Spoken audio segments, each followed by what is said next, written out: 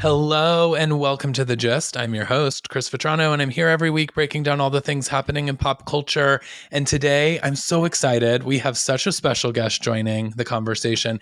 He's a real expert on all things Real Housewives, sharing his hilarious recaps on all of our favorite Bravo shows on Vulture. Not to mention, he's a New York Times bestselling author. His book, The Housewives, the real story behind the Real Housewives, is available now. Please welcome to The Gist, Brian Moylan. Oh, thank you so much for having me. I'm so happy to be here. Of course, this is such an honor because, like I said, you truly are the expert. And, we are very entertained by our Bravo shows and our housewives. They give us so much life. But then you keep the entertainment going with these recaps. But for the listeners, tell us a little bit about how you started your journey with Bravo and how you came to the Real Housewives. So I started writing about television like fairly early in my career. When I graduated from college, I was going to grad school for creative writing, and there was a summer where I needed a job, and so I took. This is how long it was. The year 2000, and it was so long ago. I went to school in Washington D.C. and I took the Washington City paper, and I just applied for like every job in the back of the Washington City paper, and the only places I heard back from were the Washington Blade, which was the gay newspaper in DC. It's still there, the world's longest continuously running gay newspaper.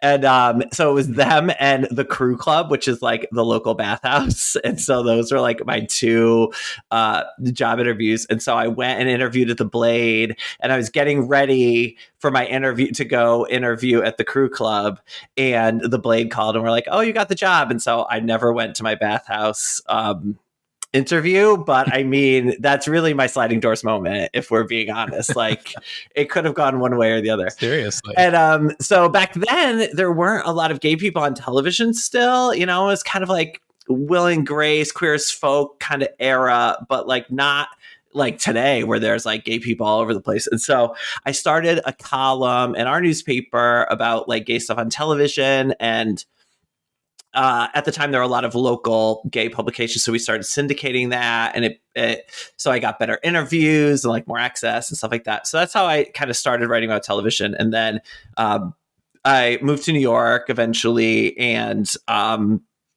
started working at Gawker, RAP, and I was recapping like smart people shows like Mad Men and some other things. I did Project Runway and like Top Chef and things like that. Yeah. And my colleague Richard Lawson was doing The Housewives, and then he left, and I kind of started doing The Housewives there. And I was always a fan, and then I just became like kind of professional. And so I had like a few jobs after that, and eventually moved. I did recaps on my own for a while, like on Medium, and then Vulture lost their recapper, so I started there. And it will be 10 years in January since I started recapping at Vulture. So yeah. And so for a while, I was like doing a lot of other writing, more like general TV writing. I was writing a lot about like sex stuff and gay stuff and all sorts of things. And I was like, oh, I don't want to be the Housewives guy. I don't want to be the Housewives guy. But then eventually I was just like, fuck it, I'm the Housewives guy. So here we are. So yeah, now that's like almost all of what I write about. So thanks, question mark, I guess. I don't know. But yeah. So no, thank you for doing it. You're welcome. Like I said, it's so entertaining.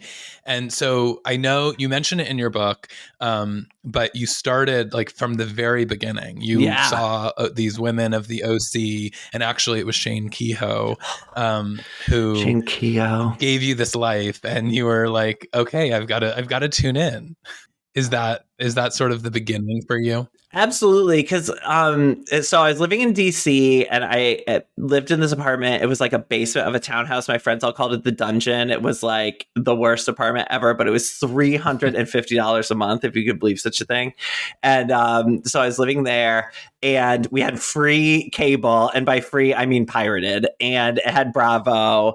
And so like that was when it was like linear television was your only option. And so Bravo would just be on as I'd be doing shit around the apartment, whatever. And that was more like Project Runway, Top Chef, Flipping Out era Bravo, when it was like slightly more highbrow.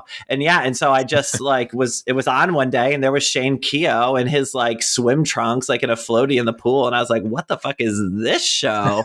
And so I came for the Shane Keogh, and I stayed for the rest of it. And it's so weird that like I've been writing about the Housewives so long that having a period in my life where it was not a professional obligation is hard to remember, if that makes sense.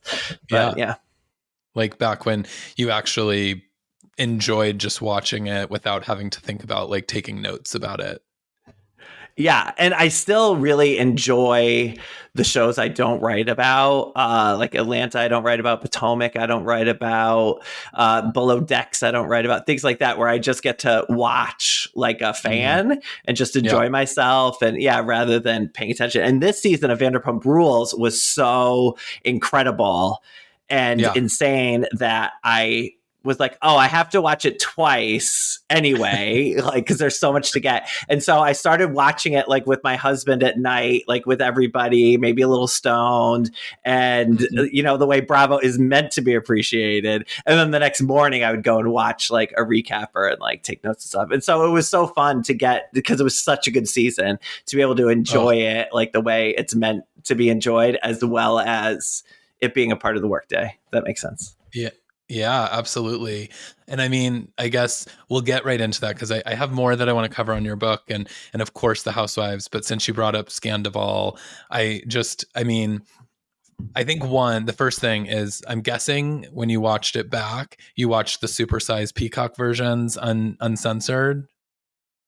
No, because so only for the last one I did, because I have to write the recaps, and so I need to have watched it and written it by the time everybody else has watched it. And the Peacock one didn't come out till the day after. But my husband was gone for the third part of the reunion, and so we watched it a few days later. And we have I live in the UK, I live in London, and we have a subscription service here called HeyYou, HAYU.com. And it's like all trashy American reality shows. So it's like all the Housewives, Kardashians, Dr. Pimple Popper, Botched, like everything you can imagine. It's, I joke that when I die, I want my consciousness to be uploaded to HeyYou. Like that's like where I just want to live forever.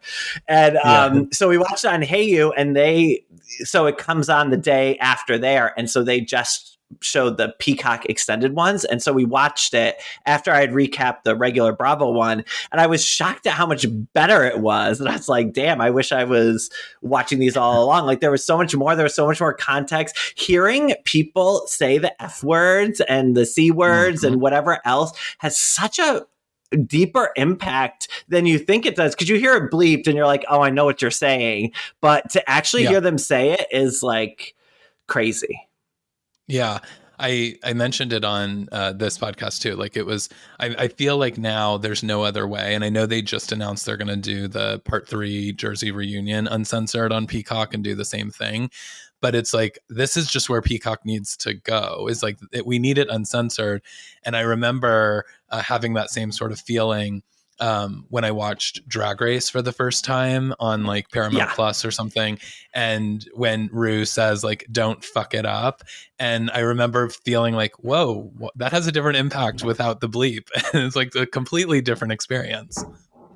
I know, it's so weird that it's like that. But yeah, and I have heard, kind of off the record from people at Peacock that like the Housewives fandom is a really big part of their subscriber base. And that's why I think they're really trying to super serve us. And I know that there was an email that went out like around the time of BravoCon last year to all of NBC Universal saying like, BravoCon is such a great idea. This is the future of our business. This is where we're going to make money. You all people need to be doing it more like Bravo. And so I'm glad that we're finally being appreciated for the force, both creatively, economically, whatever else, to these corporations. So thanks guys for finally listening. Yeah. giving us what we want. It's probably my most watched like platform that I have because of the content that it gives. It's like so focused on our Bravo shows. And so I spend most of my time on Peacock. I mean, I haven't watched anything bad on Peacock. Like Saved by the Bell reboot was fantastic. Poker Face, fantastic. That Mrs. Davis show is fucking weird as shit, but I enjoy it. Like Peacock is where it's at, y'all. I don't need to tell Bravo fans. So I'm jealous though that you have Hey You, because I'm waiting. I'm like, why isn't Peacock giving us this? I need Real Housewives of Melbourne. That's like, we got it on Bravo for a few years, and then it's like I can't get to these late seasons. And I loved that city.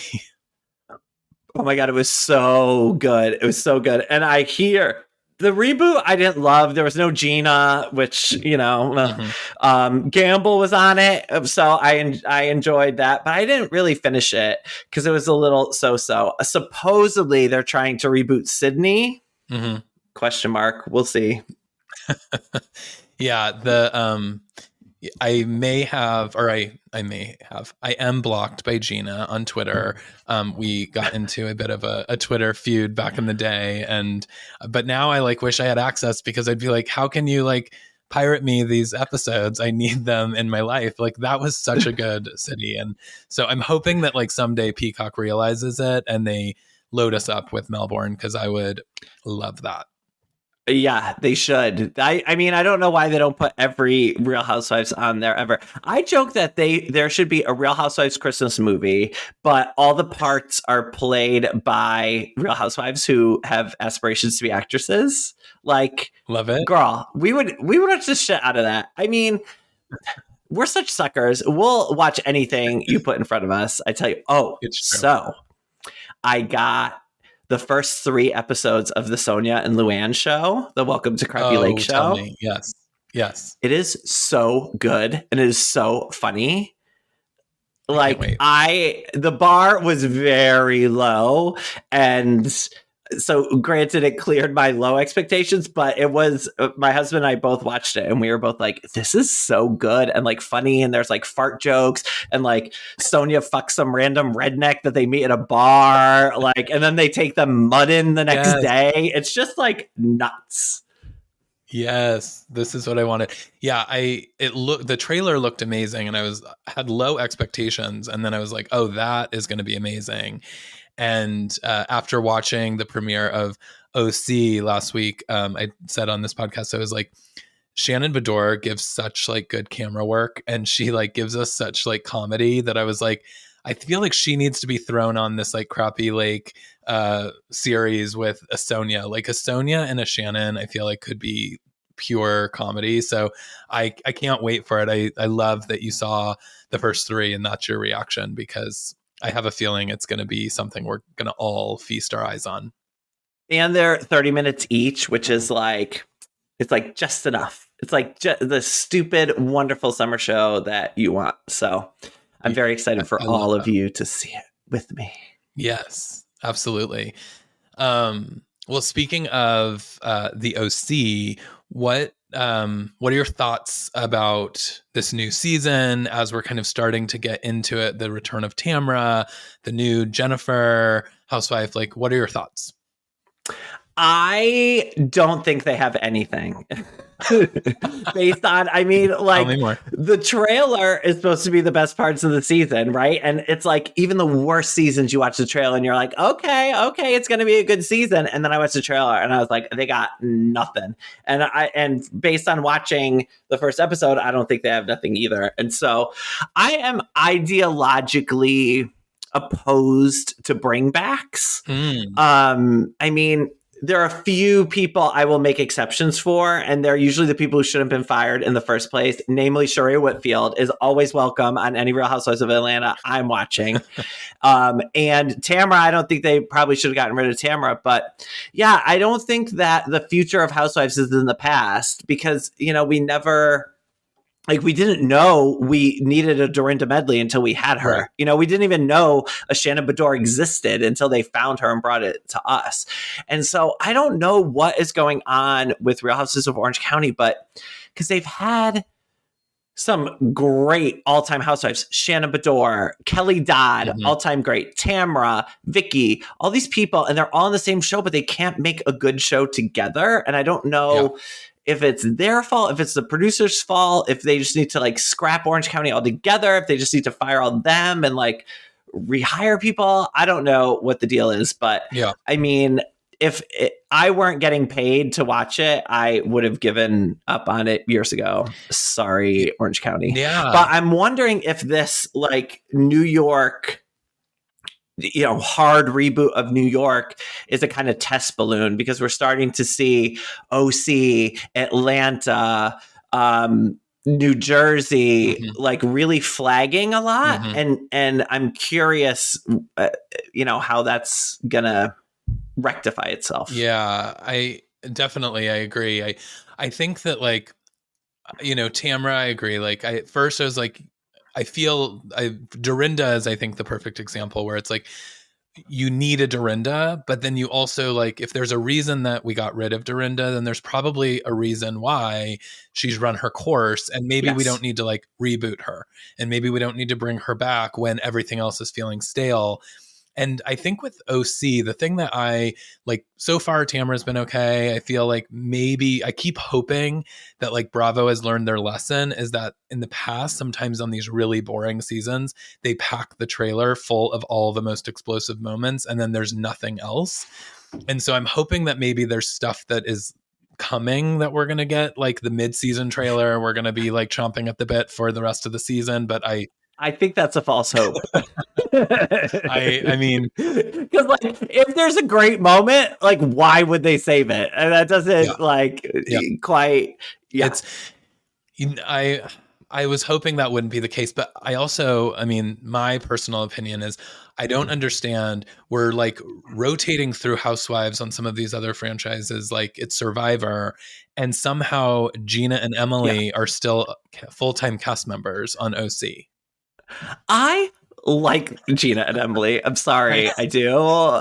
I love Emily. Her politics are supposedly QAnon adjacent, which I don't love and I don't really want to hear about. But I think Emily's a great housewife. It's like, she's funny. She doesn't give a shit. She looks good. She, you know, she'll throw down when she needs to. Like, I'm into Emily. Gina is a bit of a mess. She's not as aspirational, but I like that you could run into Gina at TJ Maxx, and she's definitely a fellow Maxinista, you know Absolutely. what I'm saying? And yeah, and so I think it's a different feel, and I like a duo. Like I love a Giselle and Robin, or a Sonia and Ramona, or you know, Sonia and Lou on their on their show. Yeah. So I like Gina and Emily. I mean, I get it. I don't know why we didn't get more of that Nicole. Remember Nicole from last season, who was supposed to be like full.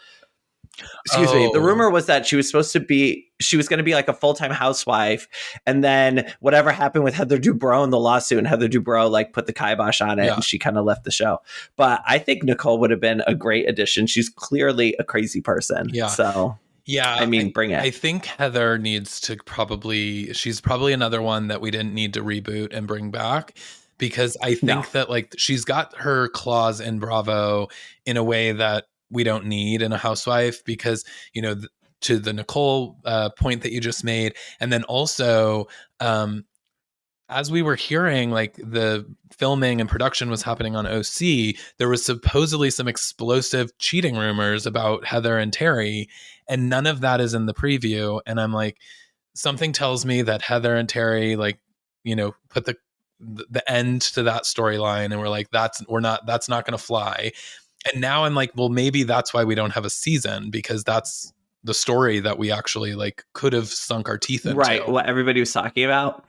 Yeah. But I mean, if the story is good enough, there's nothing that Heather or Terry could really do to keep them from doing it. And I think that we've seen that over and over again, that, you know, with Bravo, fucking Bravo, that they're, you know, willing to go that far. And I mean, at the end of the day, I think Heather and Terry really want to be on television a lot. And so they'll be pissed off, but they're not really going to go anywhere. Yeah. So Yeah, Yeah. their amount of wealth and the way that they make money, I am so boggled by because obviously, like Terry has like a very successful business. They've been on TV shows. Heather's got, her various things that she does, but they spend money so much that I feel like I'm constantly thinking about their children and being like, is there going to be nothing left for these kids someday? Like, I Right. feel like they're Is there spending. retirement savings Yeah, I anywhere? feel like they're just spending everything they make. And I don't know, their whole thing is very wild to me. The internet says that Terry's family has money. Okay. That I have not. I don't know whether or not I believe that because you've never read anything that's a lie on the internet. But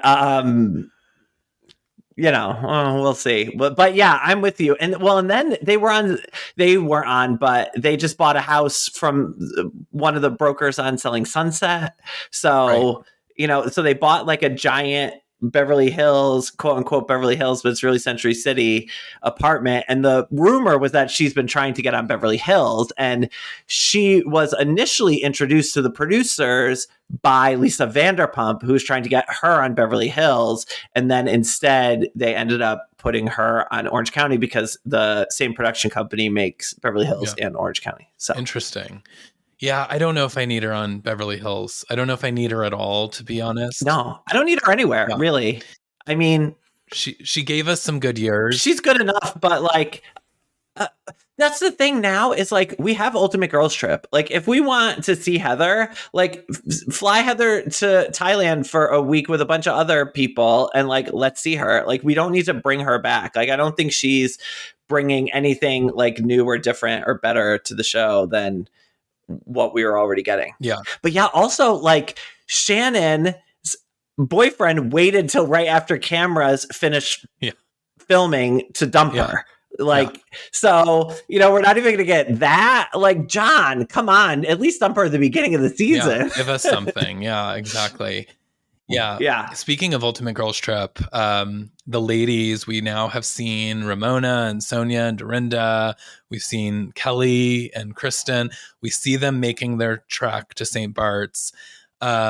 What are your thoughts about this legacy Ultimate Girls Trip that we're getting, and thoughts on the rumors that are circulating online that maybe Jill and Bethany are going to be like surprise visits on the series? I don't think Bethany is gonna come back because I don't think they want to cut a Bethany size check to get her back. And I know, and I do believe part of like firing Tamara and bringing her back, and same with Vicky, is they've been trying to get the salaries down.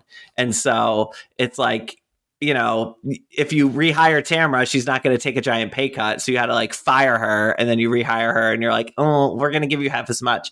And yeah, so I don't think Bethany's coming back. Jill, I think would be genius. So, but also she's supposedly the reason why we didn't get Legacy. We're just getting this trip. Right. So maybe she's not either. I don't know. Yeah. I don't know that we necessarily need them. I mean, this is a great cast. I would have loved if they could have gotten everyone ever on New York, to go on a trip together. I mean, there's only like 15 of them, which is a lot of people, but it's not too much. But I think it's going to be great. I'm a little sad we're not getting like a full season of Legacy. Like I wanted another season of Real Housewives of New York. We're essentially getting Ultimate Girls Trip, Real Housewives of New York, which is fine, but that's not what I want. Like these women gave us 12 years of the best reality television that the world has ever seen. And to now just kind of put them in the dustbin, as the English would say, seems a little foolhardy. Like I'm all for recasting and making it more diverse and making it cooler and more Brooklyn-y and whatever. I'm really excited about the reboot, but that doesn't mean we need to get rid of this, especially when that's what we were promised. And so bravo. Yeah. You need to live up to your promises. Yeah. I mean, I know that like they say Jill killed that with the negotiations and stuff, but I also wonder if this is like, as you mentioned, like the gateway, if they're going to do this as a special, see what the appetite is, and then maybe it leads to a more full-time kind of legacy show. But yeah, I don't know. I do.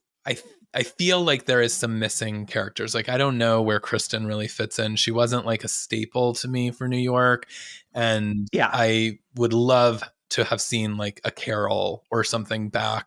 Somebody that just had a little bit more meat in the series, a Heather, somebody that could really come and stir stuff up. Yeah. I feel like, Kristen was always kind of just like she went where the wind did. She didn't bring like a ton, and I don't know. So we'll see. I think like Alex being back in the fold with them, but I feel like they didn't go with Alex because she had just filmed for Ultimate Girls Trip 4. Yeah. And so yeah, it's like it does feel a little like there's some missing. If you're gonna do legacy and it doesn't have to be in New York, like seems like you should have invested in really bringing back some of the like true staples that like led that series to where it like is or where it was today. Yeah, or I would have loved. There was a rumor that it was just going to be the original cast. So Yeah. Alex, Ramona, Luann, Bethany, Jill. That also would have been a great Amazing. kind of thing. Did you watch any of the Real World reunions? Like the new ones on Paramount? Yes. Or like the reboots? Yes, I watched. I just watched New Orleans because I loved Real World New Orleans.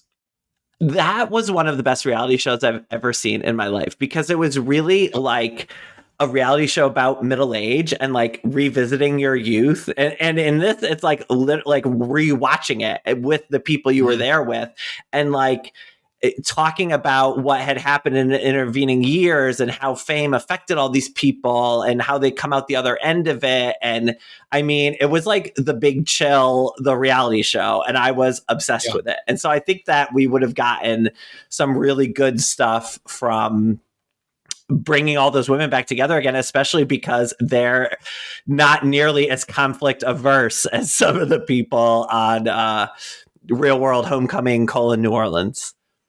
Yeah. Yeah. And on that, I love too when they did like the flashbacks of like who said this thing in their confessional. And then like they all had to kind of talk about it. I feel like that would be great for like a housewife kind of cast of like, remember when you said this thing about that person? And then it just like lights the fire for right before dinner.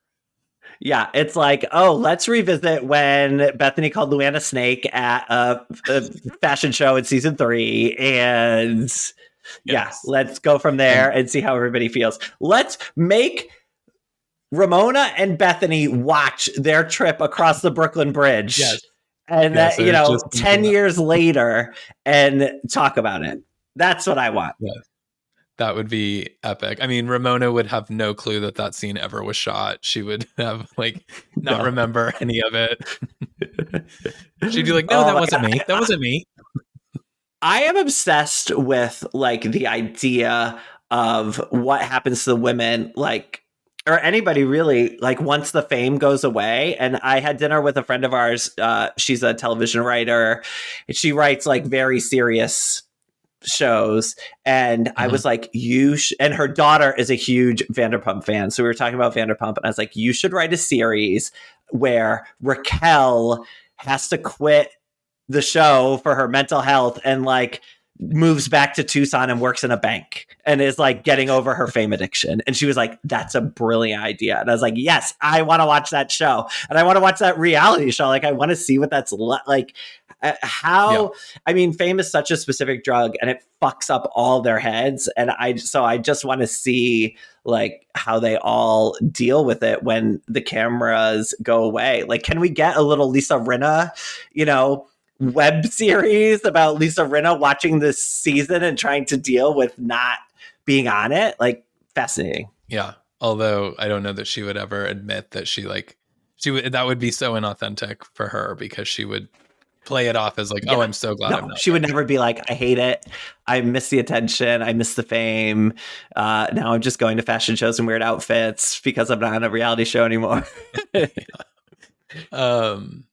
Who would be, speaking of all these, like we're talking about like so many epic people, who's kind of your dream Ultimate Girls Trip? Have you thought about like who you would put together in a room? Ooh, that's a good question. like the idea of like a dynamic duos trip, like Yeah. like Robin and Giselle, Brandy and Stephanie from Dallas, Mm. you know, like people like that who are, yeah, like twosomes, gruesome twosomes, as it were. I Yeah. also like the idea of an ultimate girls trip, but it's non housewives. So like, you Hmm. know, maybe a couple of the Summer House girls, a couple of the Southern Charm girls, you know, like a little something like that. I think would be really cool. Who would be my ultimate? I mean, really, my ultimate girls trip would just be like the original cast of New York. Yes, Yeah, you I know. know. But I really didn't like the last girls trip because it was too close to filming and they were rehashing Yeah. these things from the series, and that's not what I want. I want a kind of different experience from an Ultimate Girls Trip. I really like when they talk about being housewives and how that affected them and that they let them break the fourth wall a bit more. So I Yeah. would be really interested in that. Oh, or what about like a Friends of Ultimate Girls Trip, Friends of? Oh, or what about Mm. an Ultimate Girls Trip, The Gays? And it's like Dwight and Miss J and Greg Bennett from Real Housewives of New Jersey, and just like everybody's Love. gays get to go. Mikey Minden from Erica Jane's Gay, like Yes. that'd be a great Yeah. show. I'd Well, watch the hell out of that. I'd also love yeah. a Ultimate Girls Trip Survivor where they have to vote somebody out each night. See who's Yes. standing at the Well, end. yeah. Like a Traders, but all housewives. Oh, Or all of, I guess that is Traders. I cannot wait. Like now the Traders is going to be all reality stars. There are a bunch of people I really want on it. Number one is Lala Kent, who fucking figured that Scandival shit out from the beginning. I mean, I don't love her, but she'd be great on Traders. Also great on Traders, Yes. but not one of my favorite housewives, Candace Dillard. Excellent on Yep. Traders. Sign her up. Yeah. I was Yeah. just going to say Candace, I think would be like so good on that show. Lindsay Hubbard, done. Signed, sealed, delivered. I want Kate Chastain back. Yeah. Even though she hated it last time. Yeah.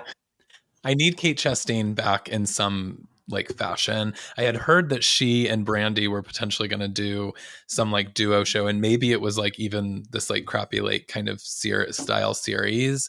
And then she got pregnant, and then Brandy had all the drama at Ultimate Girls Trip, and so like that kind of put the end to that. But Kate Chastain is one. It's like Bravo royalty. Like I don't know why she's not just constantly on TV. Oh my God, she's amazing and I love her. And I hope that we can somehow do justice by her. Yeah.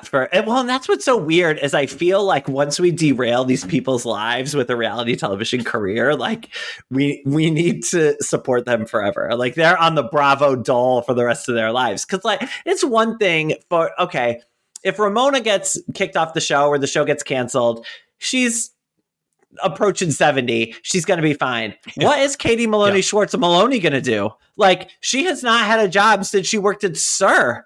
Yeah. Like, and she has, I'm sure none of those kids have managed their money responsibly. So, like, yeah.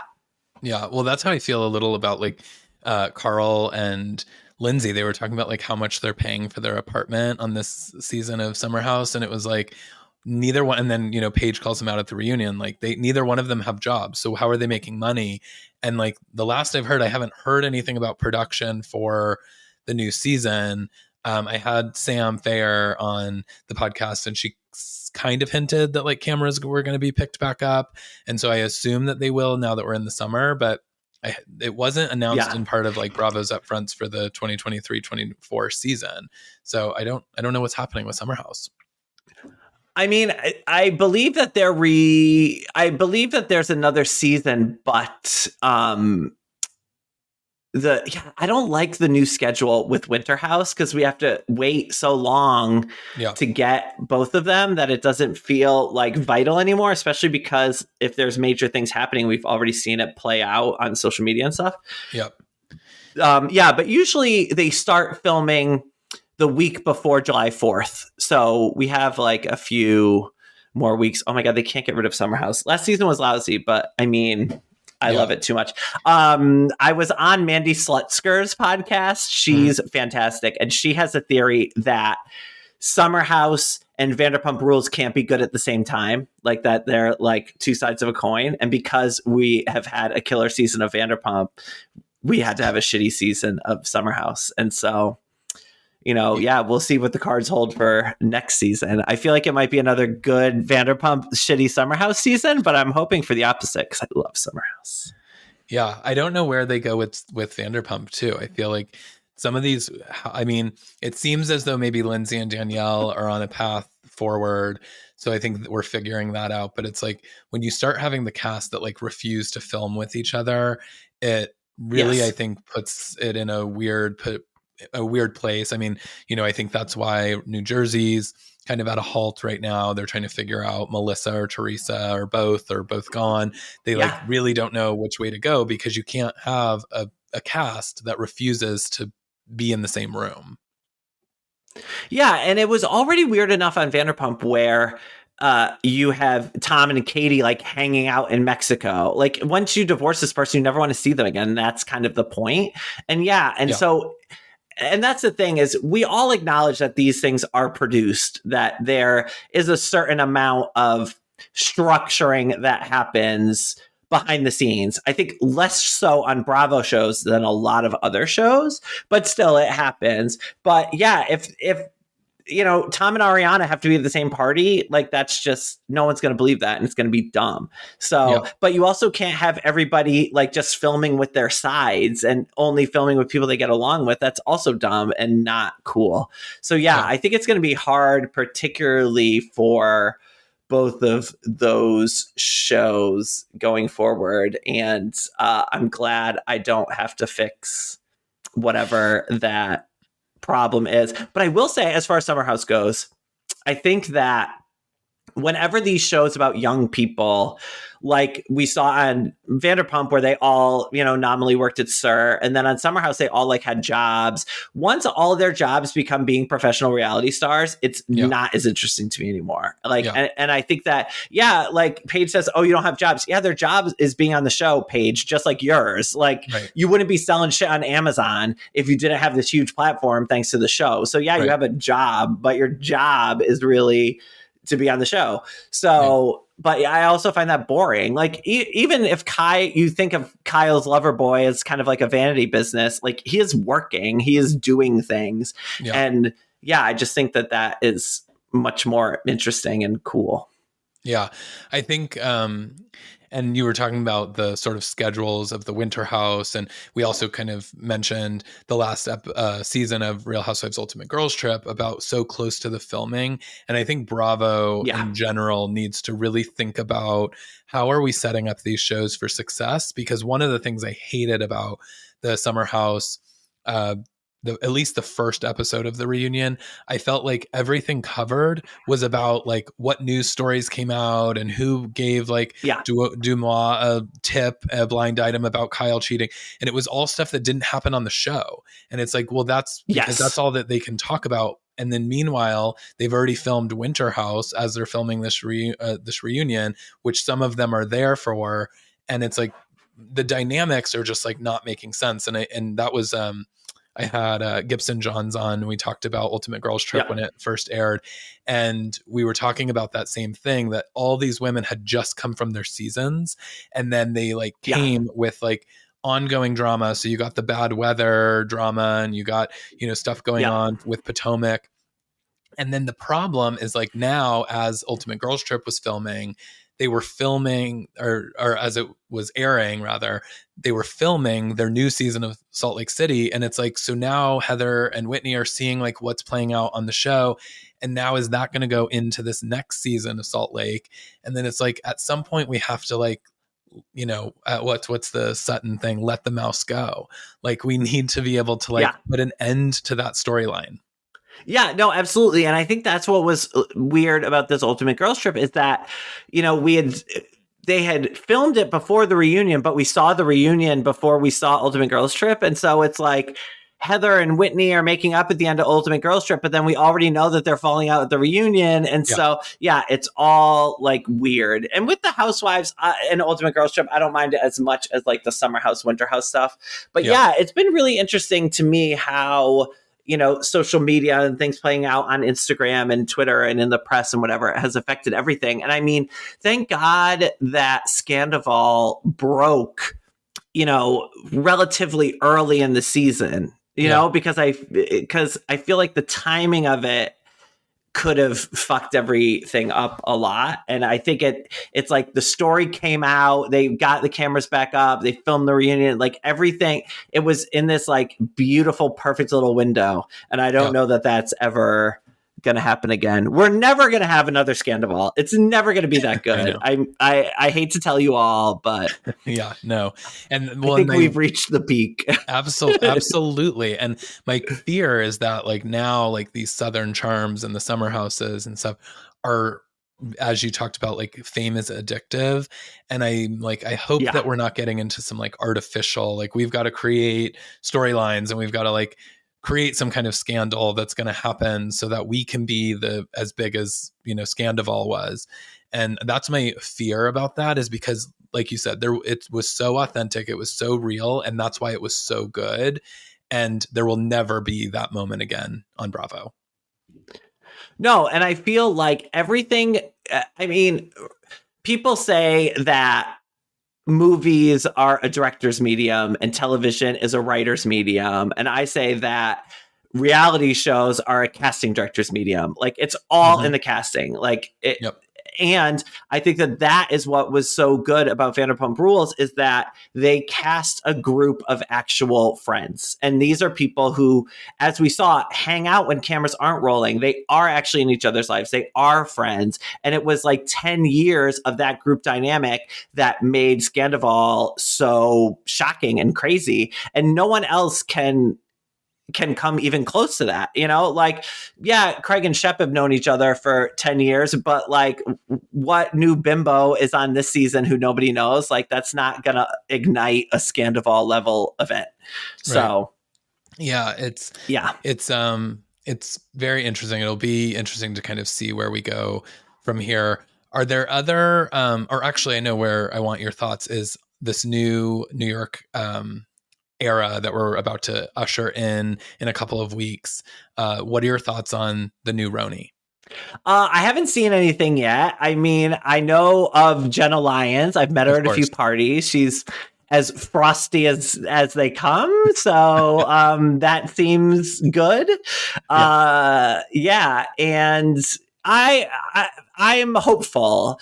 You know, Sarah Galley, who has a podcast called Andy's Girls, has a quote in my book that says, "I don't believe in God, but I have faith in the Real Housewives." And I agree with her entirely that they've given us so much good stuff that I anticipate them doing it again. But remember, everybody, like, I know we're going to watch the first episode and be like, this is garbage. Where's Sonia?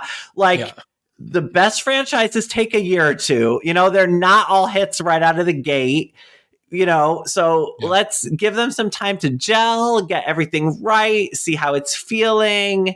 And yeah, but I'm on board for the ride, and I'm really interested to see it, because I think it's weird that we have so many movies and TV shows set in New York, but so few reality shows. Like reality is way more of an LA based medium. So I'm really excited to see the idea of New York through a different set of eyes and a different set of women and some queer women, some women of color, et cetera, et cetera. So I'm excited, but you know, obviously I'm cautiously optimistic, let's say. Yeah. Yeah. I mean, I think that it's true. We all have to give it a moment. And I feel that way a little bit about Dubai. I feel like, you know, it was like, we hyped it. It wasn't this like blockbuster season, but like, who knows what season 2 has in store, hopefully something better. But something that I feel like is missing is, you know, on Roni, the original, we had people that were a little later in life and they had a little bit Yeah. more success, and they were, they're not influencers, or they're not, I think like a Jenna Lyons is like great example of like being part Yes. of that group. But I am a little nervous about how young some of this cast is. And, is it going to give us that kind of old New York feel? Because that was something that I loved about Roni, is that it felt like old New York. Well, and I like that it was, well, so how old's the cast? Like 35-ish? I mean, I think some of them are even younger than that. Interesting. I haven't looked, well, because that makes them Lindsay Hubbard age. So then why isn't Lindsay Hubbard on this? That's what people are saying online, is Lindsay's older than some of the cast of the new Roni. And so why isn't she just, if she's not getting along with anyone in the house, like, why aren't they just moving her over to Roni? Right. So, yeah, I mean, we'll see. And I know when I was doing research on the book, I talked to several casting directors and they were like, yeah, Bravo's trying to get the age of the women down because they think that younger people will watch. But I don't think it matters. And I'm with you. Like, I've always said about Housewives that one of the great things about it, for better or for worse, is that there's nowhere else on television to see groups of women over 40 interacting with each other. And so I wish that they would have stuck to them being a little bit closer to middle age. But I mean, we'll see. But yeah, the other thing, that fame thing kind of scares me. I don't know if you watch Love Island, but I'm a big Love Island fan. And now everybody's coming on trying to get, the Instagram followers, or like The Bachelorette, any of those shows. And then it's like lame. Yeah. So I'm hoping that we don't get too much of that in New York. But I mean, it's got to be inevitable. Like, or why else would these women do it, Yeah, totally. You mentioned Love Island. What are some of your other, like, outside of the Bravo sphere, like trash television, or where do you spend your time when not in the Bravo universe? It's funny. My husband works in scripted television. And so when he comes home from work, he wants to watch reality shows because he doesn't have to think about work. And then I don't want to watch reality shows because I don't want to think about work. But I still watch a shit ton of reality shows. There's just one here. There was just one on here in the UK called I Kissed a Boy, and it's Love Island, but with gays. And it's like amazing. It's only 8 episodes. It's hosted by Danny Minogue, who's like the Solange of the Minogue family, for those who don't know. And it's really, really good. So I watched that. I watched Selling Sunset. I watch Love Island, which I mean is on literally every day for 2 months. So that's like a huge time commitment. And that's the thing about here in the UK is like even Traitors, there was 12 episodes, but it was 3 days a week for 4 weeks, So it's like anything is a big time commitment. But I'm trying to think of what else. I watch a lot of like sci-fi, like fantasy, comic booky shit like that. Like I love all of those things. I've been watching Silo on Apple recently, which is pretty good. But I love Survivor. I'm a huge Survivor fan. If you like Survivor, I highly recommend Australian Survivor because the boys are bigger and the swimsuits are smaller. So that always makes for good viewing. I'm a big Big Brother fan. They're bringing both Survivor and Big Brother back in the UK, so I'm excited for that. So yeah, I mean, oh my God, I watch so much television. and there's so much Bravo to watch. Like, every time I'm like, oh, I don't want to watch another one. And then I watch a couple episodes of Summer House Martha's Vineyard and I'm like, ugh, I'm in. Yeah. Okay, fine. Yeah. So, yeah. Yeah, I find that I don't really have time for anything other than Bravo because there is so much content to absorb. But I try to like dip in. Somebody was like, I can't believe you're not watching Selling Sunset if you love Housewives so much. So I started Selling Sunset like a couple of weeks ago, and I'd like have binged. I'm about to start the 6th season.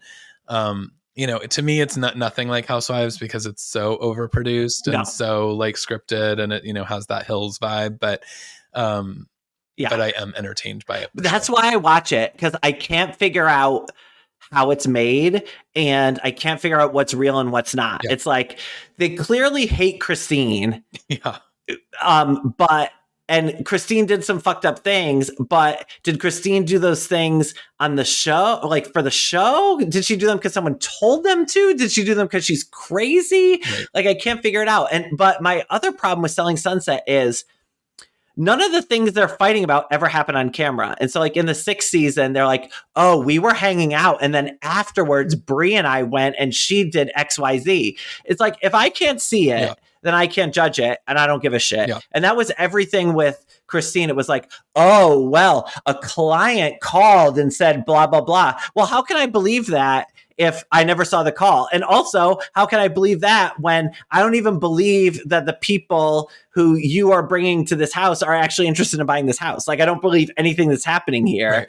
And so that's why I love Selling Sunset, because it's like a puzzle that I can't, it's like a Rubik's Cube of reality television brain that I can't figure out. Yeah. But yeah, I'm with you. It's too fake. Yeah. And there's but also not authentic about its fakeness. Yeah. So yeah, it's like you, as someone who just like picked it up and was watching some of these, earlier seasons, it is very strange because they are all of a sudden fighting about like things that happened in the media or things that like, and it's like kind of hard to follow as a viewer because you're not watching real time. So you don't know what Christine said to Us Weekly and you don't know but all of a sudden they're so mad at each other and you're like, why is there so much hate? And they're not really explaining it well on the show. And I think that's like as we were talking about with like the Summer House and all the stuff that happens on social media and podcasts and all, that's the worry is like some of these shows, like I could watch New York season 1 on repeat today and it would be just as entertaining today as it was back then. And I worry like some of these later seasons when we start just talking about things that don't happen on the show is like you lose kind of context of what is actually going on and it doesn't make for an entertaining season. I think they've done a really good job with in the Bravo universe of doing it. And, I talked to people who worked on the shows for my book and some said like, yeah, in the early days, we weren't allowed to mention Twitter. We weren't allowed to mention Instagram. We weren't allowed to mention the press. Like it all had to seem like it was organic, like to the show. And then they finally relented on that. So I do think that they do a good job on Bravo where it's like, oh yeah, Paige said some things about me in the press and it will show the clip from the podcast. It'll show the headlines from the articles. It'll show, somebody will explain it. Like, so it's like, okay, even if I didn't follow all this, like, okay, I get it. Like I know. And if I want to know more, I can go and find it on the internet. Selling Sunset doesn't do any of that. It's just like all like weird and obfuscated and you can't tell what's real and what's not because I don't think they can be like, here's what Christine said, because then you'd see like how fucking fake it is. So yeah, I don't know. Yeah. It's wild, but I'm in. I feel like anytime I watch like something trashy, I'm like, I'm going to watch one episode and see if I like it. And then I'm, 6 seasons deep on it. So I have a problem. Everyone keeps telling me I need to watch The Lesbian Ultimatum on Netflix. It's called Ultimatum Queer Love, but it's like all these lesbian couples, like lesbian couple drama.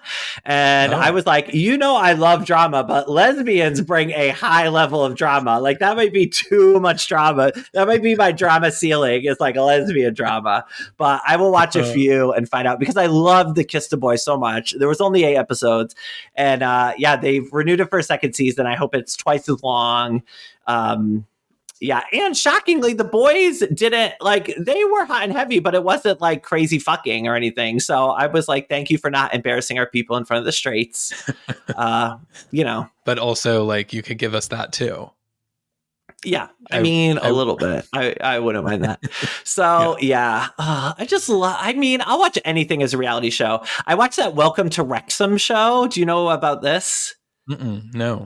It's on, I think it's on FX in America. It's on Disney Plus here. And it's about the football, or since we're in America, the soccer team that Ryan Reynolds and Rob McElhenney bought. And it's about their journey with the team.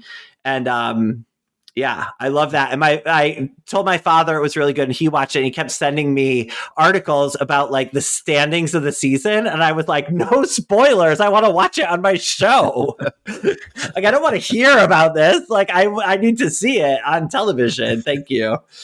Yeah, that's amazing.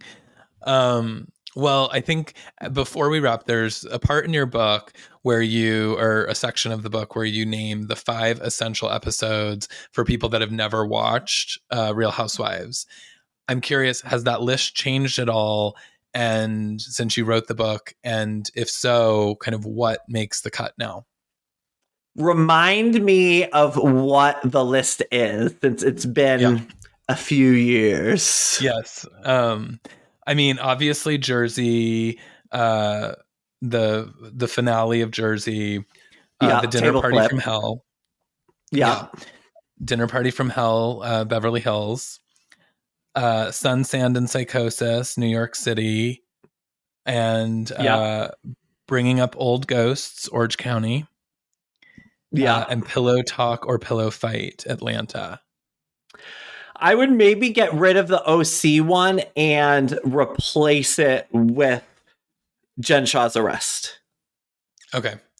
That's honestly, it's why I asked the question. Is I was like, do you find that episode to be one of the most historic moments of Housewives history? Because I certainly do. Absolutely. It was a crazy episode. I mean, and I think that, like a lot of those other episodes, especially the table flip, is when it like breaks into the mainstream. And I mean, the Jen Shaw's arrest did that in a big way. I'm trying to think if there was a similar, like, that's the thing about the Erica Jane situation, is it kind of played out in slow motion over the season. So it's not like, oh, this one episode, you know, you could watch and you'll get it. Whereas with the Jen Shaw, it's like, yeah, and seeing them all react to it and talk about it, and the bus ride, and Lisa Barlow and her 7 lawyers. And yeah, I mean, it's one of the all-time greats. Yeah. I worry about Salt Lake too, though. Yeah, I don't know where we're going from here. Yeah, me neither. But did you hear that Jen Shaw and the Theranos lady are in the same prison, Elizabeth Holmes? Yes. Yes. I'm like, where are the cameras for that? I mean, I want a show where Jen Shaw and Elizabeth Holmes solve crimes in prison. Like, that's I want like Heart to Heart, but in prison with the two of them. That's the show that I want. Thank you. Love, Brian. Yes. Yes, that is amazing. Well, on that note, I think that like we've covered it all. As I said, you are the expert, and I'm so glad that you were here today to share all of your thoughts. But before we go, tell people where they can follow you and where they can keep up with all of your amazing recaps. So yeah, I'm on Vulture. I do most of the Housewives, like Vanderpump Rules, Southern Charm, Summer House, Winter House, all that, and the recaps go up as soon as the episode is done airing on the East Coast. So go to vulture.com. You can check them out there. I do a monthly newsletter about the Real Housewives called the Housewives Institute Bulletin. And you can sign up for that at vulture.com/housewives. And I am on all social media platforms at Brian J. Moylan, except for Grindr, where my headline is Mustache Rides. Look for me. Send dick pics, whatever you want. I mean, love it. And I mean, you might have to update it like Worm with a mustache. Like, I feel like that's the new mustache ride. Oh my God. So can I tell you what I did? Yes, on like Grindr or Scruff or whatever, you can have like a private album of your like dirty like dick pictures or whatever. And so you just like open access to the album and people can like scroll through them all. So I put it, it's all like naked pictures of me, naked pictures of me, naked pictures of me. And then the last picture is that meme of Kyle Richards with the enormous like microphone or magnifying glass held up to her eye. And people are always like, oh, I wasn't expecting Kyle. But it gets a good laugh. So I'm like here for it. I love that. I love that. Well, as you can tell from that story, you're hilarious. Thank you. am a subscriber. I follow you. So I am always so entertained by everything that you had to say, and especially today. Again, thank you for coming by. My friend Emily, by the way, she's a listener, but she's also my good friend. She was freaking out when I told her that you were coming on today. Hi, she Emily. was like, not Dame Brian J. Moylan. She was like, oh my gosh, like I read everything he writes. I'm such a big fan. So So yeah, you've got some fans here in Nashville. So when you come by, you've got to hit us up and we'll take you out. Thank you. I'm banned in Tennessee at the moment because my life is drag. So, sorry. It's no longer legal. It's no longer illegal. Oh, we overturned that. Okay, great. I'll be there. Sign me up. Yeah, just in time for Pride. Thank God. And just in time for the Madonna concert with Bob the Drag Queen. Can't wait. So we're loving that. Yeah. Well, awesome. Brian, thank you so much for being here. For all of you out there, don't forget, rate and subscribe. You never miss an episode of The Gist. You can follow me at CM Vetrano on Twitter, Instagram, TikTok, all the things, and tune in next week for more from The Gist. And until then, Chris Vetrano, and I'm signing off. Bye.